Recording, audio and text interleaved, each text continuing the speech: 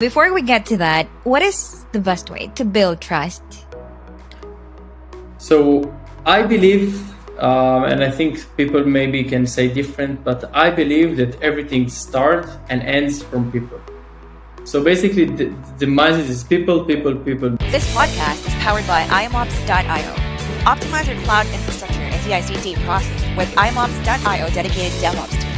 Check out www.imops.io and get a DevOps team now. Welcome to our series entitled The IM Podcast, a podcast about innovation, business, and most importantly, people. In this series, we'll be talking to founders, executives, and various experts about their vision, challenges, best practices, and lessons learned throughout their journey. Let's get started. What is up, everyone? Welcome to another episode of the IM Podcast. I am Moriah, your host, and today I have the pleasure of chatting with the co-founder and CEO at Wisor.ai, Raz Ronen. Hello, Raz. Hello, how are you? I'm good. Perfect. How about you? Welcome to the show. Thank you very much. I'm excited to be here, take part of this amazing show and podcast. In my side, everything is great. We're in Tel Aviv. You can see the sun behind me. So everything is perfect. Amazing. And we are excited.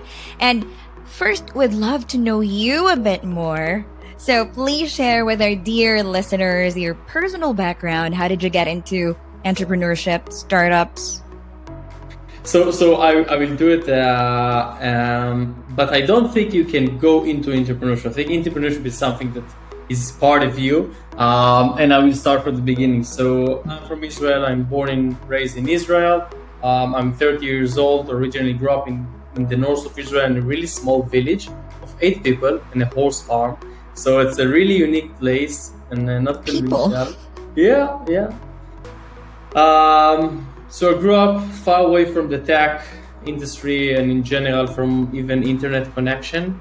And then I joined the Israeli IDF, the army. I served almost 10 years in the Israeli Commando Air Force. And then I finished my service and I thought, okay, what I can do and what I want to do. And I felt naturally that entrepreneurship and build companies is what I need to do. It's my purpose in this world. And then I thought what to do, and I went to something that I have experience in, is the transportation industry.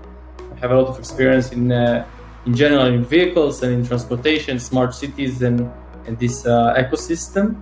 So I established my first startup during my degree, during still a student. After a year and a half of building product, building team, raising a bit money, work in Israel, a few months in the US, the Corona came and our industry is completely changed. We work in the micro-mobility industry. So basically we came with the vision of combining between autonomous vehicles, smart cities, and e-scooters and bikes that are running in the streets in order to prevent accidents and increase the level of safety during riding.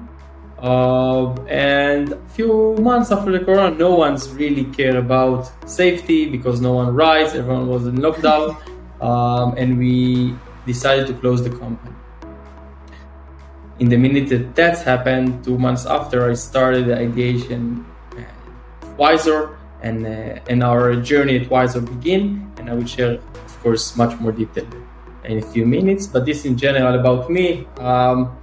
What I love to do besides working is basically everything that related to extreme sports, from dirt biking to off-roading vehicles, kite surfing, and etc. And also a small nice fact that I participate in the Ninja Warrior competition in the final last year. So this is another kind of small things about me. Wow, there's a lot of things happening about you, but I love that you come from a village or like a town with 8 people. And I don't know, did you get that being adventurous there? Yeah, of course. Right. And I saw that pitch, right, on LinkedIn. So if you're going, just for those who want to have like a quick view of what Wisor is, could you do that pitch again? Of course. So Wisor is a digital freight platform. Just a second before, we work in the supply chain industry, right? So we helping freight forwarder to control, operate, and move global cargo from one place to another in the world by sea, air, and land. And Wisor providing a digital freight platform that automates all the shipping process. You can imagine it kind of sky scanner and ways or move it into one platform. We are the only one that provide today a one-stop shop for moving B2B global cargo. And it's what we do in a sentence, everything based on AI, of course. And how big is the problem in logistics and transportation first? So in logistics is huge. Basically, the supply chain is control and a crucial part of our life. And each one of us, every day when he come in the morning and when he sleep at night on a bed or on a couch or I don't know where, this physical product came from somewhere to somewhere.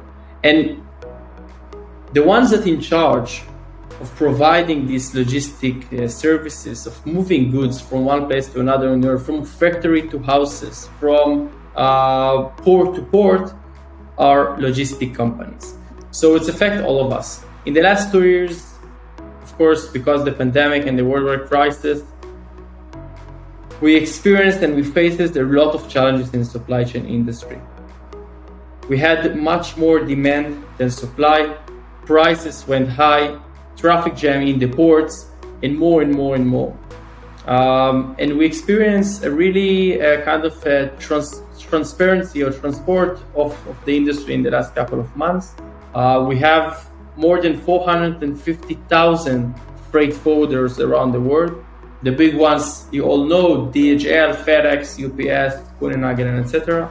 And there are another 400,000 small to medium-sized companies that are in charge of mitigate between importer and exporters and the providers like shipping companies, airline companies, and trucking.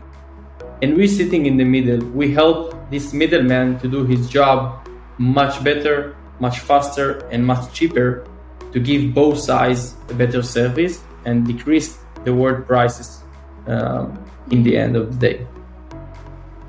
Yes, talking about that, like, you know, the back and forth, the booking, like, I'm kind of like a bit familiar with logistics here in the Philippines. The booking problems, the freight pricing, the fuel cost, you know, inefficiencies. So how do you make that fast and cheap? And talk about Wisor.ai. So I think in general, people that are coming outside of the industry cannot even imagine what is the efforts that is take to even quote for a customer how much it will cost him to move 20-foot container from China to New York. It's not something that people can imagine, and I will describe in a second. Each importer are sending in an average to 4 freight forwarders a request for price for his container 20 foot from Ningbo to New York port. The freight forwarder don't have, for the majority of the cases, the prices in his own database. So he are approaching via mail or digital platform or digital website and trying to gather up and combine quotation basically and price.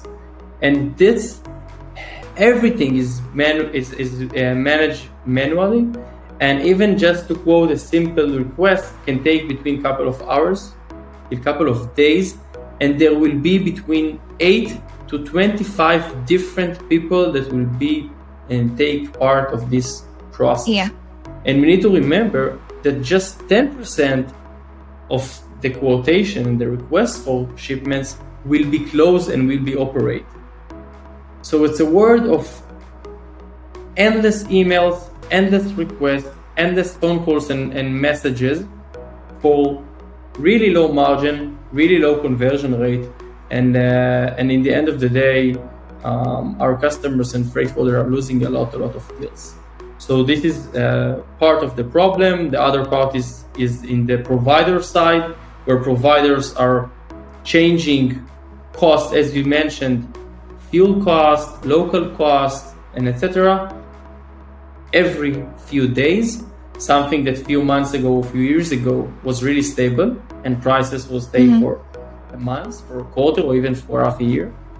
And those two problems combine to a place that the market is really unstable these days, and people need to put a lot of effort to quote, to handle shipment, to manage rate, and to book spots on ship or airplanes. So, talk to us about your cutting edge technology. I saw in on your LinkedIn page, the Wisor magic tool, right? So could you share about that? Yeah, I will share in a glance. So the Wisor magic happened where we know to take a traditional company, a traditional freight forwarder with traditional employees, without any effort, without the need of changing the workflow or their platforms, and automate all the processes.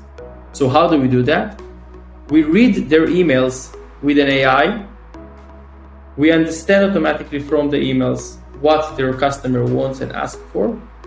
We generate it behind the scenes based on internal and external data, and quote to the customer and close the deal in seconds, compare hours or even days that people need to do a lot of manual work, comparing, typing, calculating, and etc. So we are doing everything behind the scenes.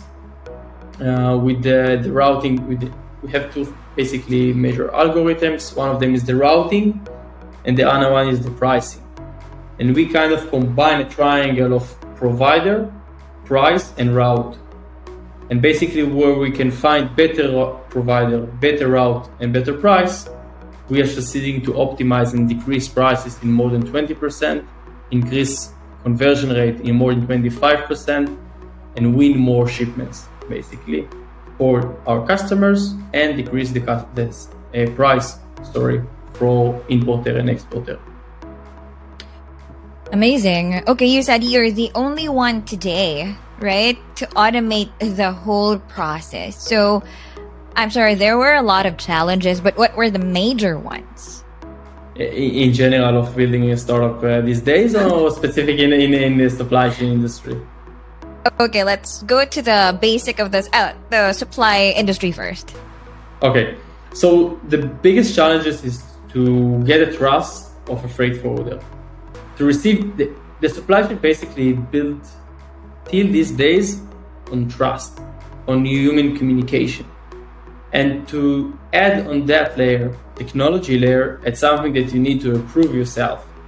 And as the second customer that join Wisor, they need to trust us as people, because technology, it's not there yet, and you need to improve things, and not everything work 100%. Yeah. So you as a founder and as someone that lead the company or present the company every day should make the people in the other side trust you and know that the product will bring the value that you say that it will bring in the end of the day. And then what I need to do, and all of our great team here should, stand on the standards. If it's mean that we need to do things manually behind the scenes, or if it mean that we need to find any solution that needed to successfully do what we need to do. In our case is read emails as humans and understand exactly what customer needs and prepare it automatically. So this is one of the biggest challenges, to gain this trust, and to kind of, push the first early adopters to start use the system. Wow, yes, the early adopters, the first ones who trusted Wisor.ai. But okay, before we get to that, what is the best way to build trust? So I believe, and I think people maybe can say different, but I believe that everything starts and ends from people. So basically the mindset is people behind every chair, behind every screen. People sit there, and if you will have trust and have a good communication channel with this person, your success rate of converting from just a call to a satisfied customer is much bigger. And this is my belief of how to work with people, how to gain trust. It starts from Zoom calls, it continue to WhatsApp, it's more personal, and it's end on face-to-face meetings, in conferences, or in places that you can kind of, gather a lot of customers in one place and not fly all over the world for small to medium customers. Exactly. Like I was just speaking with an investor on my previous episode, and yeah, that's what he really spoke about. Like, you have to build trust at the onset, even if you're not yet raising money. You go out there, build a community, communicate with co-founders or your competition if they're very kind. Okay, so you and your team, right? You said it starts with people and ends with them. So kindly talk to us about your team. You're 15 now, but how did you start? And did you also have that challenge of building, hiring? Yeah. These days in Israel, it's super hard to hire people. We are a startup nation, and we have so many startups around us, and we have successful company with amazing kind of compensations and salaries. So it's hard to find the right people. But so we started. I think the first challenge is to find co-founders. It's the infrastructure of the soft side of the company. It took me 4.5 months to find the right founders and the right partners. After that, the first employee. It was a challenge to be the first employee in the company that you don't know what will be the future of this company. You need to take the risk. So how we do that? Based on trust. You need to kind of, harness to them to the vision and let them believe that they will come every day, they will work much harder than in a bigger company, and they will smile in the end of the day. We are trying to keep this smile on their faces.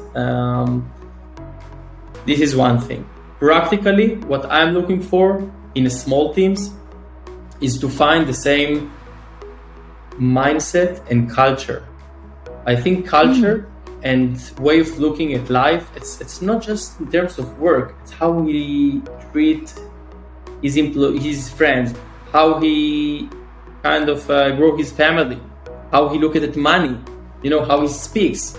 And I think the combination between that, and if you have the strong connection in the infrastructure, you can build mountains based on that. So yes, it's hard to hire the first employees when you don't have a lot of resources, and it's also built on trust. Yes, like startups really move fast, and you have to go lean, right? So it's really hard to combine that too. But your co-founders, are they your friends, or how did you get them? So my previous company was with friends, and one of the reasons that we decided to close the company was because we felt that it would be or the company or our friendship. I established the company with my best friend, and I decided it's more important because life, it's a circle, and it will come back to you in a day. So I just look for people with the skill set, with the right skill set for the job, with the right experience, and with the same culture as I have. And based on those three things, of course, I did the beer test. And by the way, something that I like to do, I like to go to their houses in the beginning, to their home, spend with them a few hours or even a day, and work with them in their own environment. And I think there you can see and analyze and feel things that you can discover like in few months during working in the office. So this is something that I can recommend to people to do. That's too personal, like really going to their houses and working with them side by side and really learning how they work. Not just how they work, how they act, how they live their life, because co-founders are more than even relationship at home. Like I have a girlfriend like for the last marriage. 6 years. It's like marriage. It's more than marriage. I spend with my co-founders much more than I spend with my girlfriend and my family. much more. So I think it's a really important point of view. Yeah. Oh, okay. Yes, because the success is like, okay, you have to really be successful with that kind of relationship. Your team, you keep mentioning about culture, right? So it starts with the founder, with co-founders, and the team. What are your values in the team? So transparency, open communication, and be a hard worker. I think those three can bring great success. Transparency, hard work, and open communication. All the time. Don't keep nothing in your guts. Just say what you feel, say what you need, say what's bothering you, and also know to give feedback and know to hear feedback. It's super important to be a person that know how to hear feedback and say, okay, I'm listening, I heard you, and I will do my best to improve it. And also say, hey, it's bothering me that you're doing that and that, and at least be aware on that. Okay, good thing you said that. I have one question about that. So, Eyal, of course, we also work in a multicultural team. You as well, right? By the way, when did you start hiring your team member from outside Israel? 4 months after we established the company. Oh, did you have any challenge? Because you said one important factor is trust. So did that get in the way?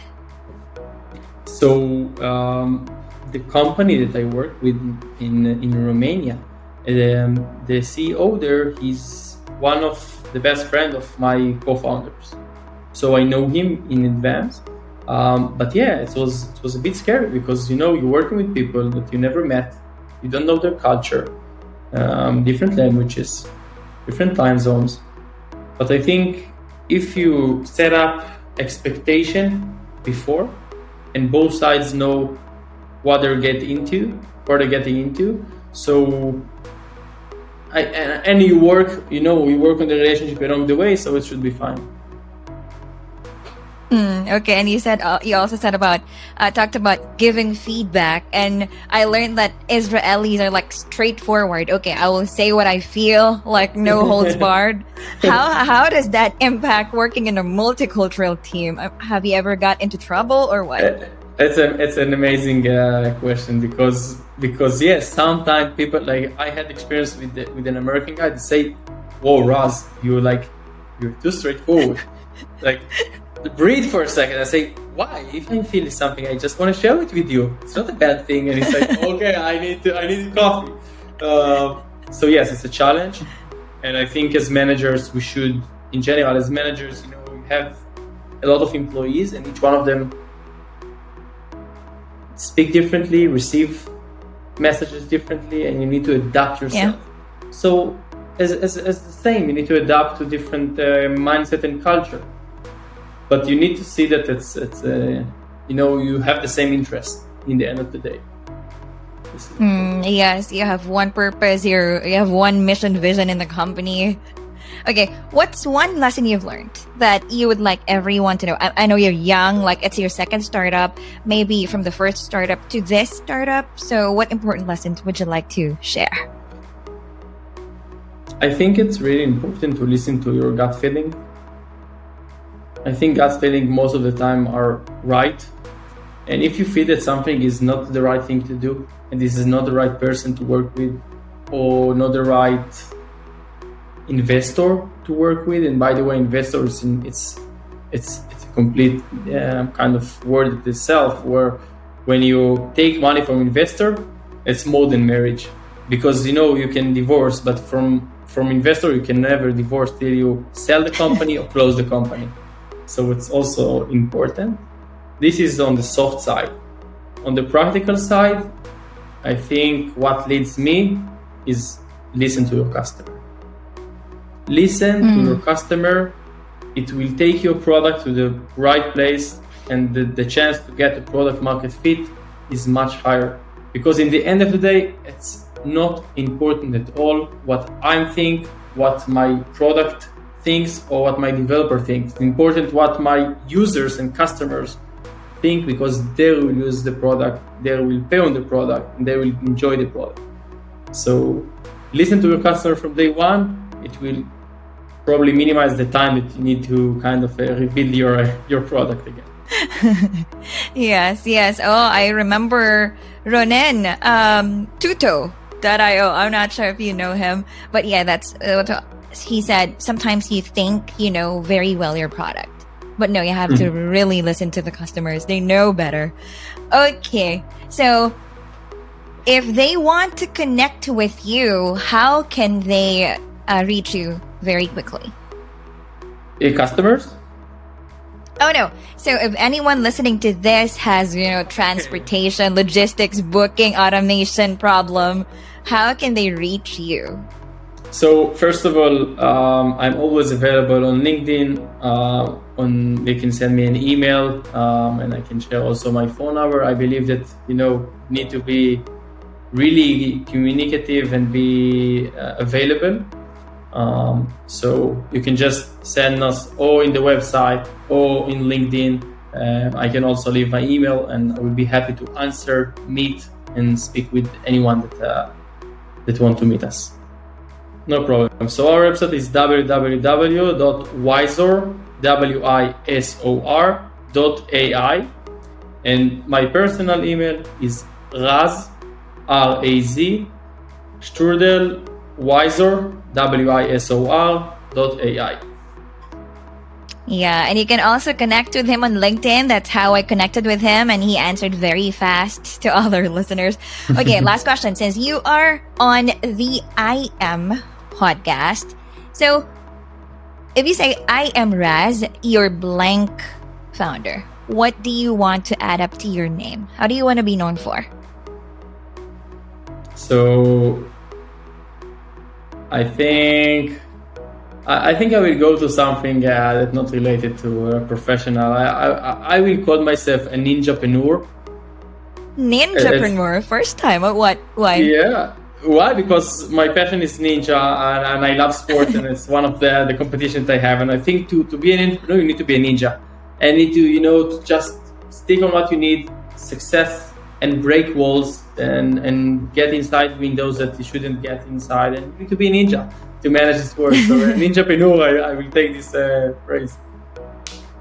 Okay, I remember what's famous here, like Teenage Mutant Ninja Turtle, like they're always like fighting and moving very fast. No fighting. No Take fighting. the good things. Yeah.